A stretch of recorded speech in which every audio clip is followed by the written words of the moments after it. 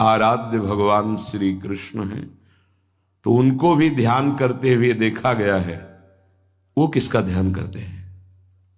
वो अपने प्रेमी जनों का ध्यान करते हैं। एक बार महाभारत के युद्ध में युधिष्ठिर जी महाराज भगवान श्री कृष्ण के शिविर में प्रवेश किया तो देखा ध्यानस्थ बैठे, अश्रु प्रवाह हो रहा है। प्रभु को आश्चर्यचकित हो गए। अभी तक तो मैं यही समझ रहा था बड़े बड़े ऋषि मुनियों के ध्यान का विषय तो आप हैं, आप किसका ध्यान कर रहे हैं? आपका आराध्य देव कौन है? और ऐसी स्थिति की आंखों से आंसू बह रहे हैं। काफी देर के बाद जब प्रभु बाह्य स्थिति को प्राप्त हुई तो युधिष्ठिर को देखा, सावधान हो गए। कहा कैसे पधारे, एकांत समय में कैसे आगमन हुआ? बोले प्रभु युद्ध विषयक व्यूह रचना के विषय में हमें जानकारी करनी थी, पर वो बाद में बात करेंगे। पहले मुझे ये बताइए कि जो मैंने आके दृश्य देखा वो आश्चर्यजनक था। भगवान शंकर ब्रह्मा आदि शनकादि कैसे आपसे मिलते हैं मैंने देखा है। आपकी महिमा यत्किंचित आपके प्रभाव से मैं जानता हूं कि सब आपका ध्यान करते हैं, लेकिन आप किसका ध्यान करते हैं? तो उन्होंने कहा, प्रभु ने, युधिष्ठिर तुम हमारे आत्मवत हो इसलिए गुप्त बात बताता हूं। जो भक्त मेरे ध्यान में तन्मय रहता मैं वैसे ये यथामाम प्रपद्यन्ते तास्तते भजाम्यहम्, मुझे जैसे बचता इस समय अश्रु प्रवाह करते हुए सरसैया पर पड़े हुए भीष्म जी मेरे ध्यान में हैं, तो मैं एकांत में भीष्म का ध्यान करके वैसे ही रुदन करता हूं जैसे भीष्म जी। प्रीति की रीति रंगीलो ही जाने। ये जो भजन नहीं करते उनके विविध संशय बने रहते हैं। ये प्रभु एक बार जिसकी दृष्टि में आए उसकी दृष्टि ही नहीं रह गई, दृष्टि ही श्याम बन गए। जड़ चैतन्य कछु नहीं दीखत, जित दीखत श्याम खड़े। कैसे तुम देख पाओगे? तुम्हारी दृष्टि मायाकृत है तो तुम्हें भगवान भी माया में नजर आ रहे हैं। तुम्हारी दृष्टि भागवतिक है तो माया में संसार भी स्वयं श्री कृष्ण हैं, ऐसा अनुभव होता है, ऐसा नजर आता है। नारायण स्वामी कह रहे हैं, मोहन बस गए मेरे मन में, लोक लाज कुल कानी छूट गई, इनकी नेह लगन में, इनकी नेह लगन में, मोहन बस गए मेरे मन में। कैसा आनंद है।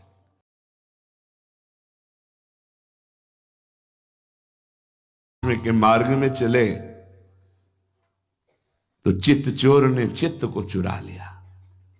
एक वयोवृद्ध सन्यासी की क्या दशा है। ये जो मेरी कुलकानी सन्यास की लोक मर्यादा ये छूट गई, अपहरण कर लिया चित्त चोर ने। अब तो इसकी लगन में सब कुछ छूट गया। मन में मोहन बसी गए मेरे मन में। नारायण स्वामी जी के क्या करूं, जिधर अब देखता हूं केवल वो ही खड़ा दिखाई देता है। चाहे आंख मूंद लूं घर में अर्थात हृदय में, या बाहर दृष्टि करूं, एक ही बात है।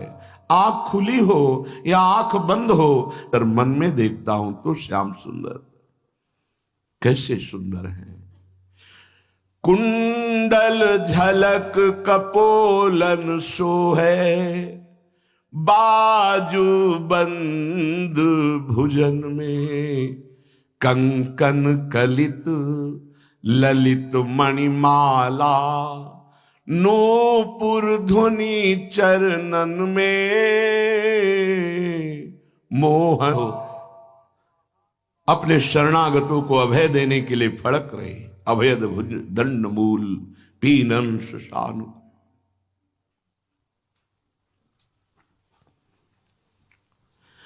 उन बाहों में बाजूबंद,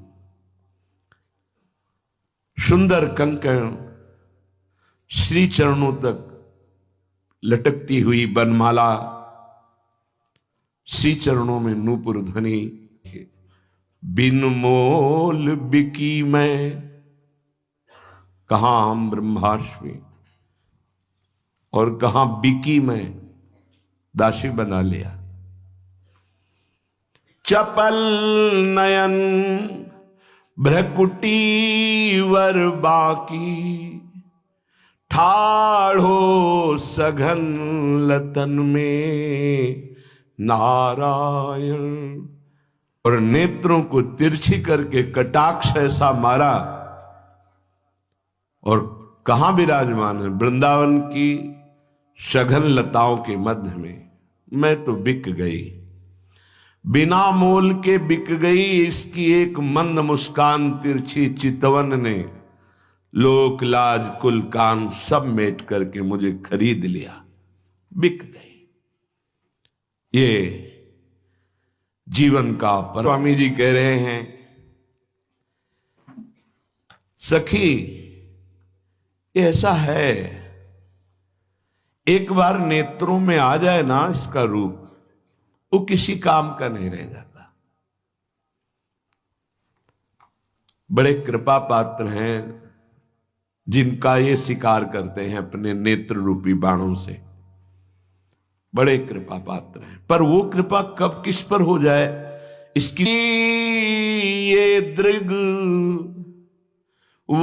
वारूप लुभाने। हिम्मत चली रहे शशि मुख निरखन को, जा विधि बाल आयाने। सखी ये द्रगवा रूप लुभाने। हे हमारे ने ना कोई व्यवहार, बस अपनी कुंवरी किशोरी को जियत निहार निहार। ये हट नहीं, अब बहुत हो गया प्रपंच, अब नहीं, अब तो रूप रस का पान करेंगे नेत्र। मन नक्शिख लो अंग अंग माधुरी पे बलिहार होगा, अब नहीं। मुंह पे कैसी ये मोही, अरे अद्भुत स्थिति। महीने 2 महीने, साल 2 साल नहीं, 12 वर्ष तक केवल विरह समुद्र में डूबे हुए, प्रभु के अनुराग में डूबे हुए। कैसी अद्भुत, साक्षात श्री कृष्ण ही है और अपने प्रेम का क्या स्वरूप है परिचय दे रहे। हा कृष्ण, जब महाप्रभु रुदन करते तो सब कहा इन बाबा को आप दर्शन दे दे, ऐसे आर्त भाव से पुकारते हैं। क्या जीवन है, जरा विचार करो अपना क्या जीवन है।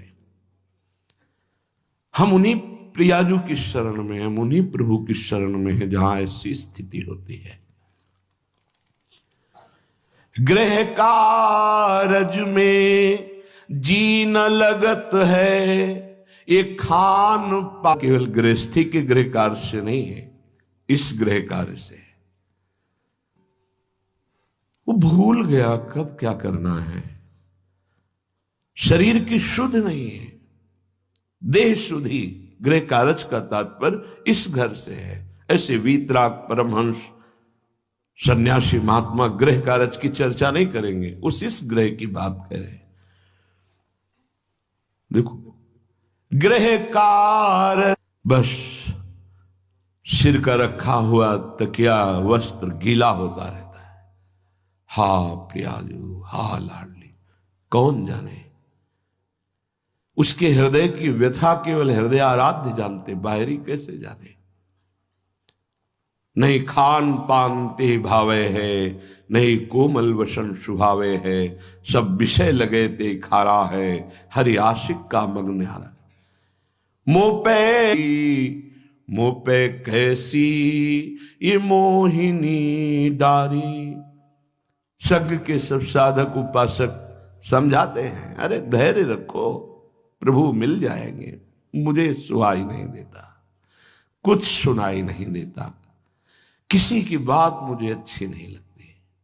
तुमने क्या ये मोहिनी डाल दी लालजू, कुछ अच्छा नहीं लग रहा। रही नला, सब लोग हंसते हैं, कहते हैं पागल हो गए हैं। नारायण स्वामी कह रहे हैं, हे सब संग के साथी सब, ये जो देखता है कहता है बावरा हो गए। हाँ, मेरी समझ में हम भी यही समझ रहे हैं कि बावरे हो गए, लेकिन ये बावरा किया किसने है?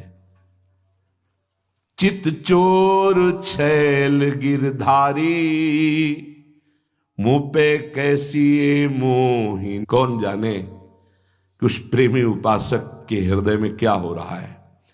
ये तो केवल उसका हृदय जानता है या आराध्य देव जानते हैं। दूसरे तो विनोद करते हैं, हंसी करते हैं, बावरा कहते हैं, लेकिन बहुत बुरी चोट मारी है हृदय में। ये चोट के लिए ब्रह्मा भी तरसते हैं। जैसे मीरा जी कह रही है, प्रणय प्रेम की बात कह रहे हैं, जो मैं ऐसा जानते नी छुरी चलाता है, ये हमको घायल देख बेदर्दी, ये मंद मंद मुस्काता है। बहुत ही कृपा पात्र जनों के ऊपर बरछी चलती है, इसीलिए बेपरवाह रहते हैं शरणागत उपासक। हे मन नहीं लगता, चित्त नहीं लगता, एक दिन ऐसा कटाक्ष मारेंगे कि सब मिटिया मेट हो जाएगा। तुम्हारा चढ़ा हो तो दिखाई देगा, नहीं तो ऐसे नहीं दिखाई देंगे। ऐसे तो माया का चश्मा चढ़ा है तो प्रेमियों में भी माया दिखाई देगी। और यदि चश्मा चढ़ जाए प्रेम का, वो श्री लाडली जो देती है, भगवत रसिक जी कहते, चश्मा नित्य बिहार को दियो बिहारी मोय, तब आप वृंदावन को देख पाएंगे, वृंदावन के उन प्रेमी जनों को देख। एक से एक प्रेमी थे, हैं, रहेंगे। ये प्रेम खेत है। असलियत में हम जिनसे प्यार करना चाहते थे वो हैं प्रभु। इस जन्म में गुरुदेव की कृपा से पता चला कि हमारे प्यार का विषय गोविंद है, हरि है। एक केवल तुम तैयारी कर लो, लूट तो वो लेंगे, तुम लूटने के लिए राजी हो जाओ। लूटने के लिए आपको संभालना पड़ेगा धरोहर। जैसे श्रीमद राधा सुधा निधि में, ये श्री जी की धरोहर है मेरा मन, ये मेरा रूप लाल हित हाथ बिकानी, वो लूट लेंगे। जब तक अपना अधिकार है तब तक वो नहीं लूटते। जब अपना अधिकार खाली कर दिया, अस्तित्व मिटा दिया, अब वो लूट लेंगे। जो बचा खुचा अस्तित्व है, उनकी द्रगों की चोट में सब समर्पित हो जाएगा। ज्यों ज्यों नाम लेत तुम वाको डाला जा रहा है। ना जानू अब सुधि बुद्धि मेरी, कौन विपिन में जाए दुरीरी, नारायण नहीं छूटत सजनी, जाकी जासो प्रीति जुरीरी, श्याम दृगन की चोट बुरीरी। सखी ताने देव भले नाम धरो, चाहे कोटि करो तदबीर, लगन नहीं छूटे री बीर। हे सखी, अब चाहे जितना समझाओ, अब समझ आने वाली नहीं। अब तो मेरी लगन, मेरे प्यार का विषय मदन गोपाल हो गए हैं। कोटि उपाय कर लो तदबीर हो गया, अब नहीं बच पाऊंगा, अब तो मारा गया। कृष्ण प्रेम में, कृष्ण द्रग की चोट में अब तो मारा गया। नारायण अब कठिन है बचिबो, बिंधे ही ये दृग तीर, लगन नहीं छूटे ऐरी बीर। अब कोटि उपाय करो, कोटि समझाओ, भिखारी बना देता है। नृप को करत फकीर, ऐसा कि अब तो लगन छूटने वाली नहीं। अगर तू हम पर कृपा करती है तो चलो चलो री आज ब्रजराज मुख निरखिए, जगत की लाज सो काज नहीं सरेगी। बहुत कोई क्या कहेगा, यही तो कहेगा ना, प्रभु के लिए सब कुछ छोड़ दिया। कहां गई? बोले अपने प्रीतम श्याम सुंदर के ढिक गई।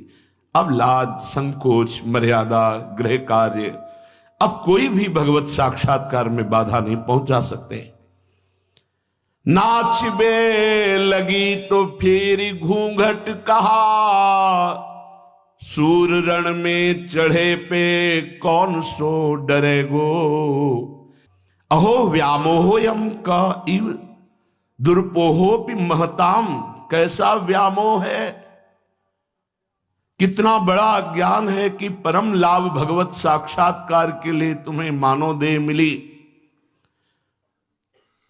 परम प्रेम में ब्रह्म ज्योति स्वरूप मदन गोपाल के साक्षात्कार करने की बात छोड़कर तुम संसार के भोगों की प्राप्ति में अपने जीवन को नष्ट, ये अपनी बुद्धि को दौड़ाना बंद करो। एकांतिक में प्रश्न ये बंद करो। बहुत दौड़ रहे हो, कहीं नहीं हो। उन्होंने स्वीकार किया, हां बहुत बुद्धि दौड़ती है। तो जब तक दौड़ती है तब तक विश्राम नहीं। इसे पकड़ाओ, प्रभु के नाम को पकड़ाओ, रूप को पकड़ाओ, लीला को पकड़ाओ, धाम को पकड़ाओ, इसको विश्राम दो। बहुत दौड़ चुकी है, नहीं जान पाओगे। दया बाबा जी महाराज अपनी वाणी में कहते हैं, देखो उपासक बाह्य और अभ्यंतर दो प्रकार की साधना होती है। बाह्य साधना का फल होता है अभ्यंतर साधना प्रारंभ हो जाना, अंतर की साधना। ये जो बाह्य साधना हो रही, कब है किसी की बात, किसी को देखना, किसी को सुनना, कब फुर्सत है? आप लोग केवल किसी को ही देखते रहते हो, किसी की ही बात करते रहते हो, किसी के ही विषय में चिंतन। तो तुम्हारा विषय क्या है? तुम्हारा आराध्य देव कौन है? किसका चिंतन कर रहे हो? क्यों समय नष्ट कर रहे हो? किसी के विषय की क्यों वृत्ति क्यों अंदर लिए हुए हो?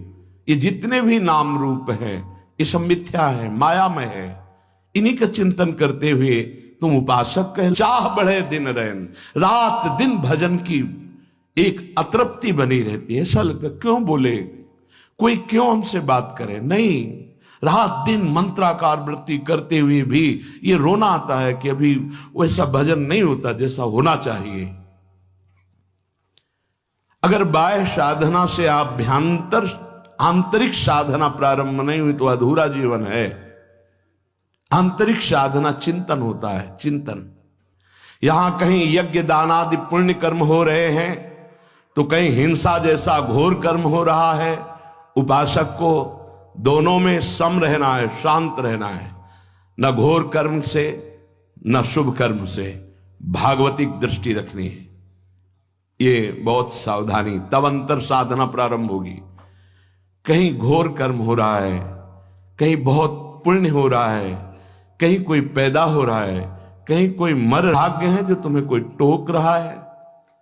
जिस दिन उनको हृदय से पता चला कि तुम अवहेलना करते हो, कुछ नहीं हो तुम, तुम्हारा मार्ग अवरुद्ध हो जाएगा। उनके प्यार को, उनके दुलार को, उनके शासन को आप अवहेलना ना करें। जिस समय जो दिनचर्या है, अगर आप कृपा मान करके उसे स्वीकार करेंगे तो अभ्यंतर साधना प्रारंभ हो जाएगी। ये हमको दुलार करते तो भूल में मत रहना। पूरे विश्व में एकमात्र आराध्य के देव के कार्य के सिवा संतों का कोई दूसरा कार्य नहीं होता।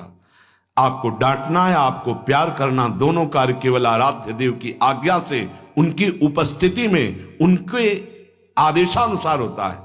ऐसा मत समझना संतों की आंख तुम पर गई तो श्री जी का आदेश हुआ इसलिए तुम्हें देख रहे हैं। संत अगर तुमसे एक दिन तुम्हें रुलाएगा, ये मनमानी एक दिन तुम्हें पश्चाताप की आग में जलाएगा, क्योंकि यहां जो तुम्हें प्यार करेगा वो तुम्हारा शोषण करेगा। ध्यान रखना, तुम्हारी वृत्तियों का, तुम्हारे धर्म का, तुम्हारी आस्था का खिलवाड़ होगा। अगर भगवान कृपा कर रहे हैं तो निकल चलो, मान लो हमारी बात। छुप छुप के मन को गलत मार्गों में ले जाने की वृत्ति के खेल रहे तो वो ऐसे नहीं, वो तेरे लिए उतरे हैं, वो तेरे लिए घोड़ा बने हुए हैं। मेरा बच्चा, पर बच्चा समझता है कि जैसे मैं वैसे ही है।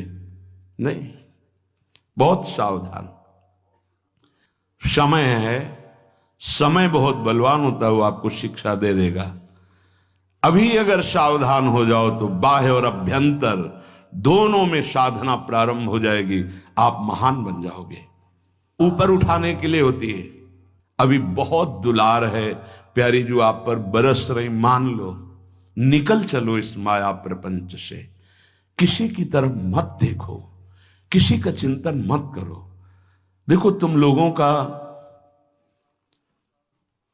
बिहारी जो के ऑफिस में रजिस्टर है, और रजिस्ट्रार रोज उसको देख रहा है, हर हृदय के रजिस्टर को।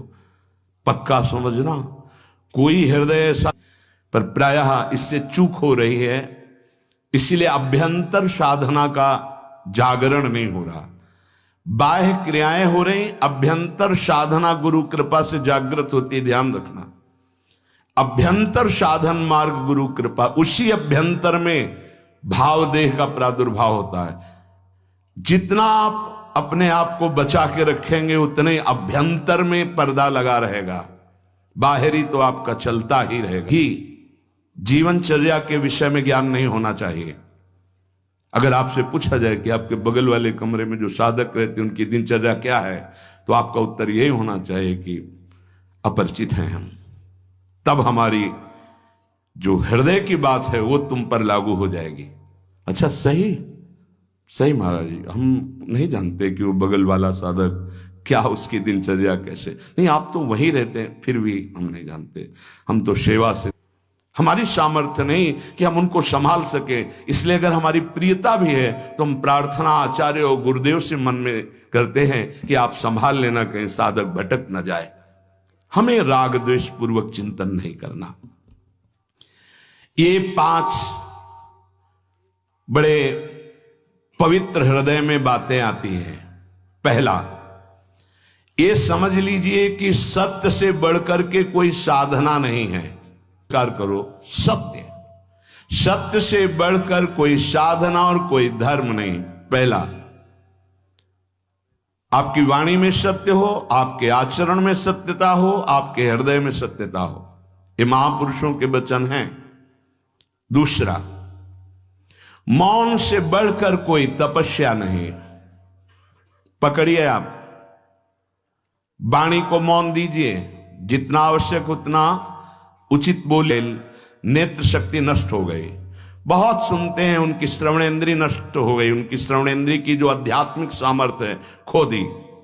आप साधक हैं, आप संचय कीजिए, खोने के लिए नहीं है। पहला है, सत्य से बढ़कर कोई साधना और धर्म नहीं। ध्यान रखिए, झूठ बोल रहे हैं, माला हाथ में है, किस बात के तुम साधक हो? बिल्कुल असत्य संभाषण नहीं होना चाहिए। आपसे अमुक मिले जी, नौकर थोड़ी कोई, उसके परिवार है, उसका व्यापार है। 100 की चीज वो 100 में देगा, तुम्हें गरज हो तो लो, नहीं तो ना लो। वो कह रहा है 125, झूठ बोलने की जरूरत क्या है? सत्य बोलिए। तुम्हारी सत्य वृत्ति ही तुम्हें सुखी कर देगी, तुम्हारे कुल परंपरा को सुखी कर देगी, तुम्हें आनंद प्रदान कर देगी। क्यों झूठ बोले? कहां झूठ की बात है? आप नाराज ही तो होंगे, लेकिन हम सत्य पे चल रहे हैं तो आपके हृदय को चाहे जितना तापित होकर के हमारे प्रतिकूल सोचे, सामर्थ्य नहीं कि हमें प्रतिकूलता दे सके। तीसरा, नाम जप से बढ़कर कोई यज्ञ नहीं, कोई साधना नहीं। परम सत्य भगवान का नाम है। बहुत अमृतमय वचन बाबा बोल रहे हैं। सत्य बोलना, बिना विचारे जे करें ते पाछे पछताएं, काम बिगाड़ो आपनो जग में होत हंसाए। विचार पूर्वक हर कार्य कीजिए। विचार ही नहीं, क्रिया कुछ हो रही, विचार कुछ हो रहा है, ऐसे नहीं। हर काम, और जिधर कदम बढ़ा दो फिर लौटाना नहीं। ये नहीं आज ऐसे कल ऐसे परसों ऐसे नहीं, एक पद्धति से चलो, विचार पूर्वक चलो। कदम रख दिया तो विचार पूर्वक आपका खान पान, व्यवहार, चलना उठना बैठना बोलना सब विचार पूर्वक, विचार रहित नहीं होना चाहिए। पांचवा, भोग और जन समुदाय। जैसे सर्प के संग से आप डर रहे हैं, ऐसे डरना चाहिए उपासक को। संग को भुजंग के समान समझे। किसी से भी बात करो, अगर उसका कल्याण बात हो रही है, कुछ नहीं, जब उनको, तो वो कुछ नहीं है, न ज्ञान है, न भक्ति है, न अष्टांग योग है, कुछ नहीं, अहम। बचो, प्रार्थना है। अपने लोगों को सेवा मिली तो ठाकुर जी जाने। संग से भुजंग के समान डरो। किसी से बात करने से डरो, किसी से मिलने से डरो, किसी से मित्रता से डरो। डरो, एकांत सेवन अमृत है वो, तब भगवान जो सेवा देते हैं वो बात अलग है। उपासक को बिल्कुल सावधान रहना। इस बात पे हमारी बहुत ध्यान दीजिए, नहीं बहुत पश्चाताप होगा, बहुत जलन होगी, बहुत हानि हो जाएगी। यहां किसी से किसी भी प्रकार का धार्मिक, भागवतिक, प्रापंचिक कोई संग न किया जाए। हमारी बात मान लेना। चाहे स्त्री शरीर हो चाहे पुरुष शरीर हो, हमारी प्रार्थना मान लेना। ये हृदय की बात कह रहा हूं। विचार पूर्वक हर कर्तव्य कर्म और भोगों का और जन समुदाय के संग का त्याग, जब तक भगवत साक्षात्कार ना हो जाए तब तक ऐसा नहीं। साधक को बहुत सावधान रहना है। बिल्कुल हमारी प्रार्थना मान लेना, कभी भी किसी भी तरह से जो स्त्री शरीर है पुरुष शरीर से मित्रता ना होने पावे। जो पुरुष शरीर है कभी स्त्री शरीर से मित्रता ना होने पावे। पूरा विश्व आपको बख्शेगा नहीं, ध्यान रखना।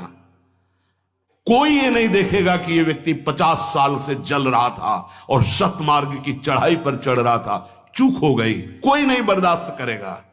मेरी बात मान लेना, ये तुम्हारे जीवन के लिए वो कवच होगा जो तुम्हें कोई नहीं हरा सकता।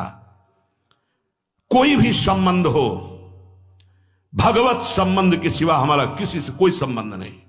और भगवत संबंध में पड़े रहना, पर किसी को दोस्त मत बना लेना, किसी से यहां अपनापन मत कर लेना। यदि ऐसा किया तो पछताना पड़ेगा, आपकी पराजय होगी और आपको जलना पड़ेगा। दोनों बातें आप समझ लेना। असंग रहना, थोड़ी देर मन पराजित करता है, हमको जलाता है, वो जलन तो ऐसे सह जाई जाती है। लेकिन जब मन की जलन मिटाने के लिए कोई क्रिया हो जाती है, कोई संबंध हो जाता है, तो जीवन भर जलना पड़ता है। पदों में हीनता आ गई तो कोई पूजा करने वाला नहीं। ये मत सोचना कि मेरा वो पूजक उपासक है, ये कह रहा है मैं आपको प्राण समर्पित किए। प्राण ले लेगा तुम्हारे। शब्द याद कर लो, तुम्हारे प्राण ले लेगा। प्राण समर्पण करने वाली बात कहने वाला। यदि धर्म से चूक गए, यदि अपने नियम से चूक गए, कभी प्रभावित मत होना किसी की मीठी बातों में, किसी की मीठी मुस्कुराहट में, किसी के मीठे अपनेपन में। ये हृदय से बोल रहा हूं, इसे स्वीकार ही नहीं, किसी से भी नहीं। तब आप निश्चिंत, निर्भय, निशोक होकर के, आनंद मगन होकर अभ्यंतर साधना के मार्ग को पा जाएंगे। बहुत बहुत सावधानी की जरूरत। उपासक को इन 4 अवसरों पर कभी वार्ता नहीं करनी चाहिए। पहला, जब आप दाह संस्कार के लिए किसी के साथ जा रहे हो, दाह संस्कार, किसी बीमार के पास कभी जाइए, भगवान नाम कीर्तन कीजिए, भगवत चर्चा कीजिए, अन्यथा मत जाइए। अगर जहां हो किसके पास जाएंगे, भगवत चर्चा नाम कीर्तन करने का अधिकार वहां नहीं दिया जाएगा तो मत जाइए। प्रभु के मंदिर में सीढ़ी में प्रथम कदम रखते ही मौन आश्रय ले लीजिए। कोई भी वार्ता नहीं होनी चाहिए। अगर चूक हो गई, किसी की वहां निंदा हो गई तो वज्र का लीक पाप बन जाए। इस करके लोग वहीं मिलकर प्रपंच करेंगे। आओ, पीछे खड़े कर लिया और बातें शुरू कर दी। ऐसे विघ्नकारिक लोगों से बचिए, वो विघ्न है। अरे बड़े भाग्य से प्रभु के सामने हमें खड़े होने को मिला है। तुम्हें प्रपंच यही पूछना है, कौन हो, कैसे हो, क्या है? कुछ नहीं।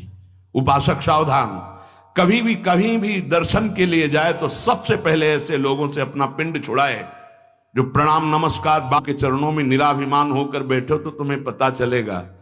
अरे ऐसे ऐसे भगवत प्राप्त महात्मा हुए हैं, उनकी वाणियों का स्वाध्याय करो तो तुम्हारा अहंकार मिट्टी में मिल जाएगा। ये अहंकार, तुम 4 शब्द लिख दिए तुकबंदी लिख करके तो अपने को तुम ज्ञानी समझने लगे। बहुत सावधान। इतने इतने बड़े पर्चे आते हैं, किस बात के?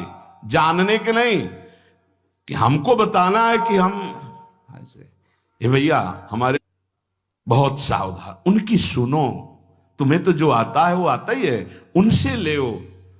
आप कृपा लेने आए, उनसे ज्ञान ले, उनसे आचरण सीखो। उनके वो ना बोले बैठे हैं तो बैठने मात्र से उनका प्रभाव हमारे हृदय को पावन करेगा।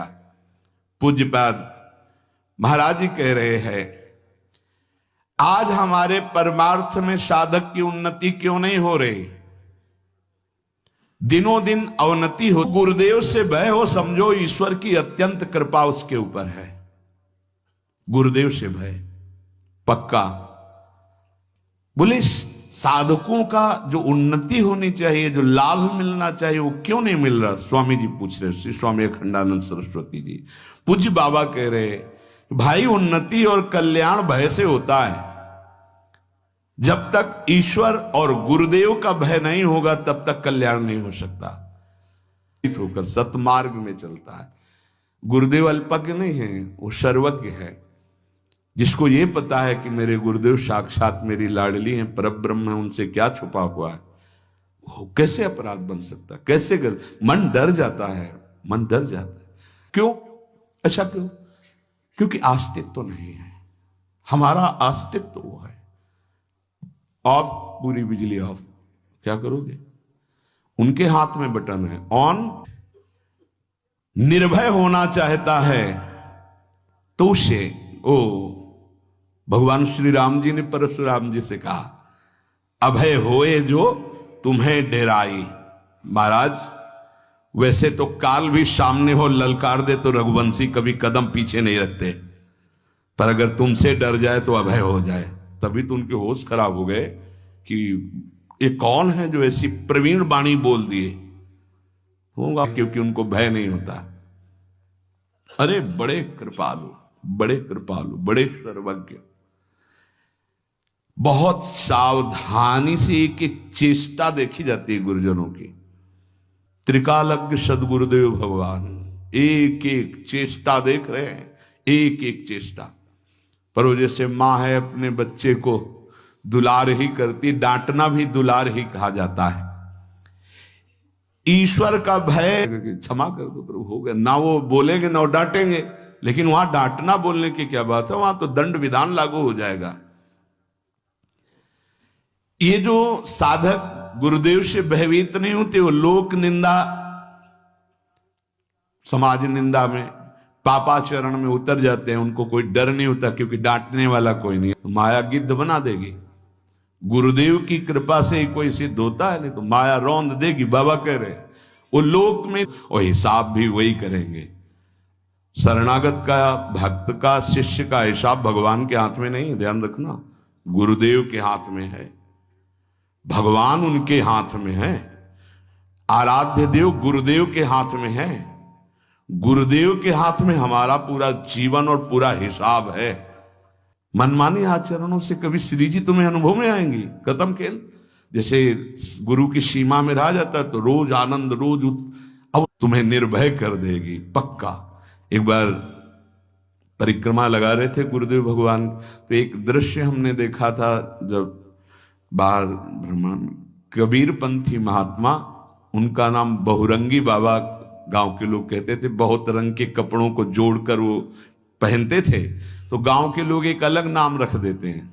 गुरु नाम अलग होता दिया हुआ और गांव के लोगों का नाम अलग हो, तो बहुत रंग के कपड़े पहने का उनको बहुरंगी बाबा। मतलब गुरुदेव भगवान एकदम प्रफुल्लित हो गए बात सुनते ही।